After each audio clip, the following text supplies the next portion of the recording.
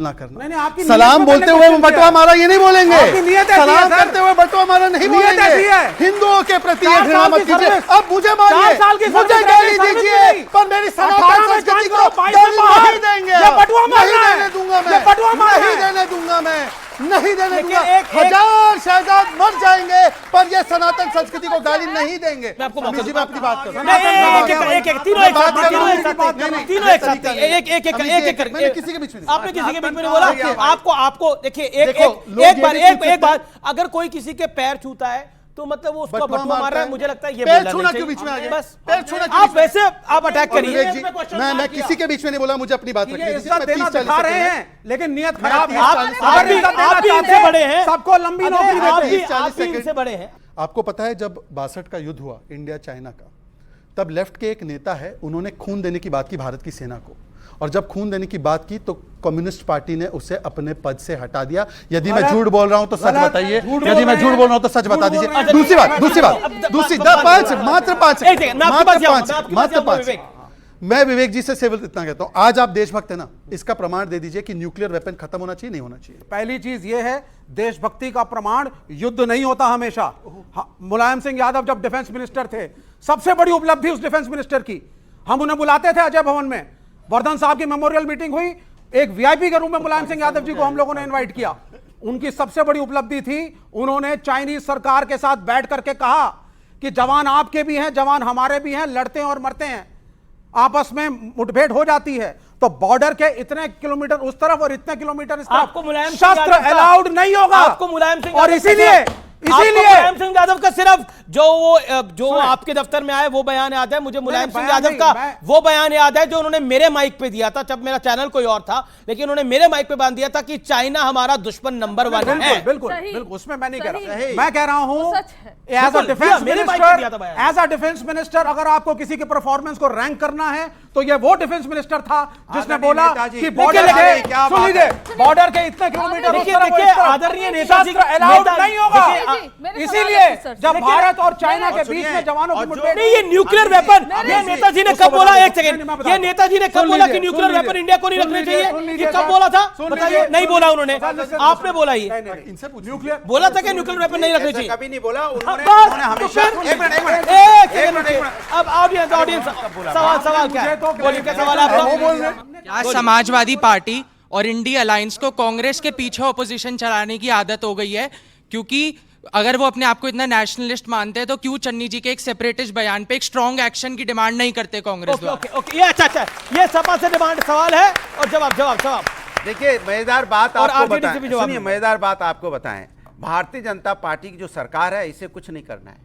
ये सब जब कुछ नहीं करती है तो कह रहे विपक्ष क्यों नहीं मांग करती है, विपक्ष मांग क्यों नहीं करती है? जब विपक्ष मांग करती है, अरे विपक्ष वाले हंगामा करते हैं पार्लियामेंट के अंदर में। अरे भैया तुम चाहते क्या हो? सत्ता में तुम हो, अगर तुमको लगता है कोई चीज गलत है, संविधान के खिलाफ है, कार्रवाई कीजिए। किसने आपको रोका है? रोने की आदत क्यों? सरकार है कि रोने वाली सरकार है? विपक्ष से मांग करेगी, विपक्ष कहेगा तुम ये काम करो, काम मान करो। हम तो कहते हैं कि आप अग्नि योजना बंद करो, मान गए मेरी बात? हम तो कहते हैं शहजादपुरा वाला नहीं करो, है, मान गए मेरी बात? सवाल पूछ रही है सर, उन्हीं को मैं कह रहा हूं। पूनेवाला जी ने कहा कि 1962 युद्ध का जो छेड़ा है सर, उसमें 114 जो यादव लोग कमेटी के खत्म हुए थे, शहीद हुए थे, लेकिन उनके सम्मान के लिए आई रेजिमेंट क्यों नहीं बनाई जाती? आप उसको क्यों नहीं लेते सर?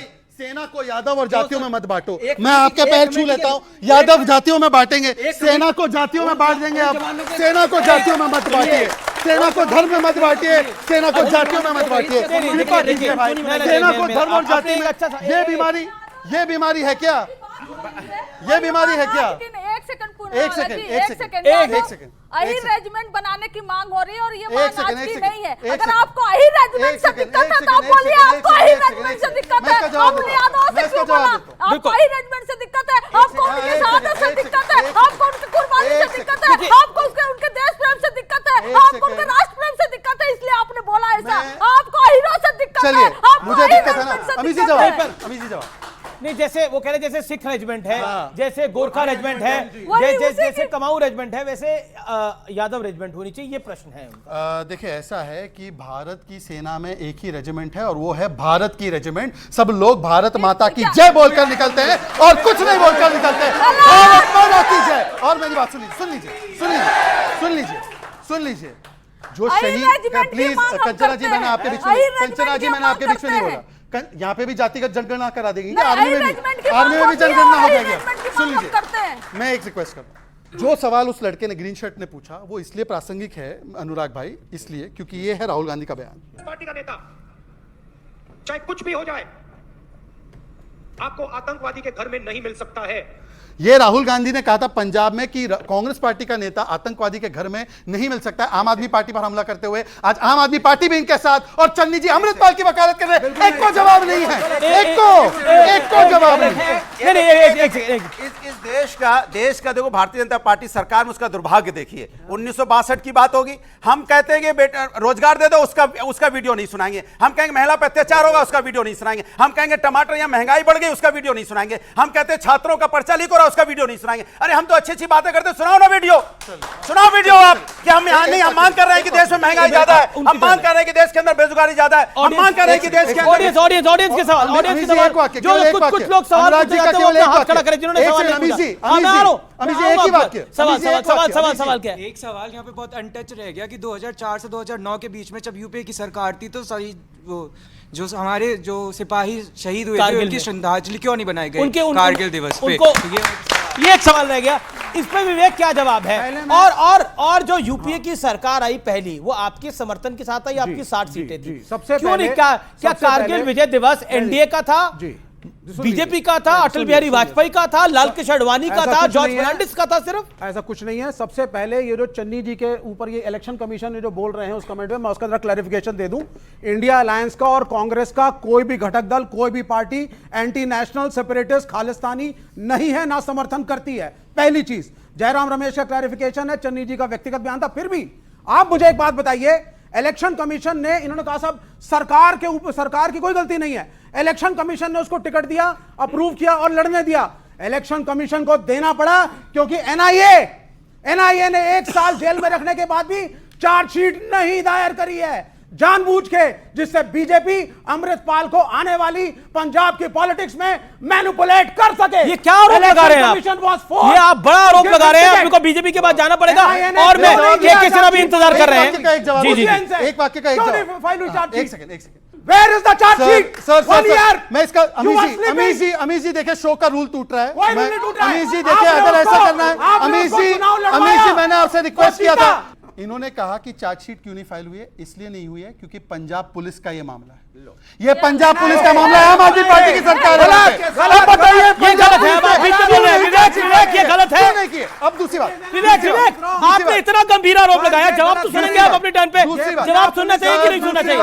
जिनको लगता है कि एक एक करके बोले वो हाथ खड़ा करे। सर दूसरी बात, सब एक एक करके बोले, ऑडियंस भी यही जाती है, और टीवी की ऑडियंस भी यही जाती है, और डिजिटल ऑडियंस भी यही जाती है। मैं विवेक जी से, अनुराग जी से और कंचना जी से फिर से रिक्वेस्ट कर रहा हूं, आप अपनी बातों में अपने शानदार तर्क रखिए, मेरी बात में मत हस्तक्षेप कीजिए, मैं भी नहीं करूंगा। देखिए उधर एक है, इधर 3 है, फिर भी आप उनको 40, ये क्या? देखिए मेरा एक सवाल आप तो मेरे व्यक्तिगत मित्र भी हैं, आप ऐसे करेंगे? आप तो मेरी अच्छी दोस्त है। चलिए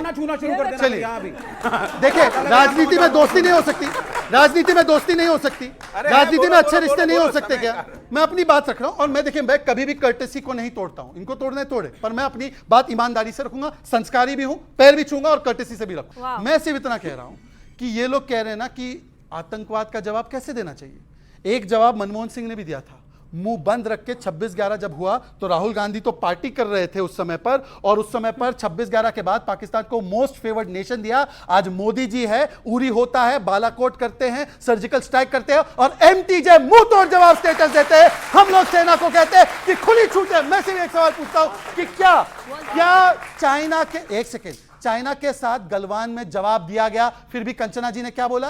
टिकटॉक बैन किया। इतना बड़ा अपमान हमारे सैनिकों का, जिन्होंने गलवान में हड्डी तोड़ पराक्रम दिखाया, पर वो कहते हैं कि टिकटॉक के अलावा कुछ नहीं किया, कुछ नहीं किया। और कंचना जी, मैं आपसे सवाल पूछना चाहता हूं, एक सेकेंड, आखिरी सवाल है मेरा। कंचना जी, आपने तो बड़ी बातें की ना चाइना के विषय में।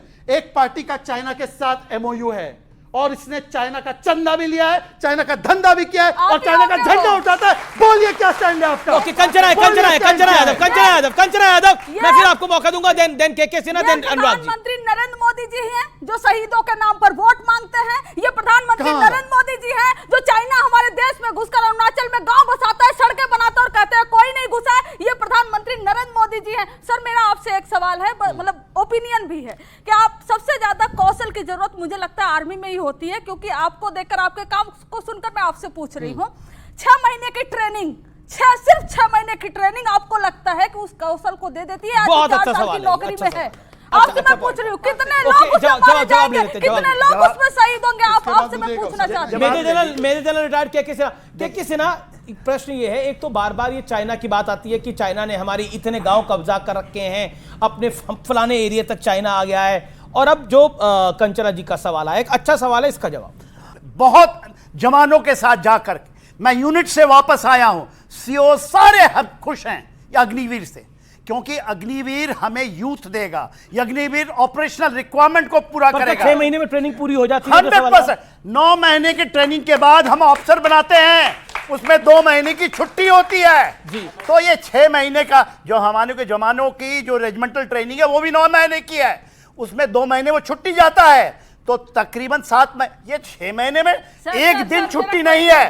देखिए ये सब चीजें, देखिए सेना को छोड़ दीजिए ना, यदि इसकी जरूरत होती। आपने उनसे सवाल पूछा, जवाब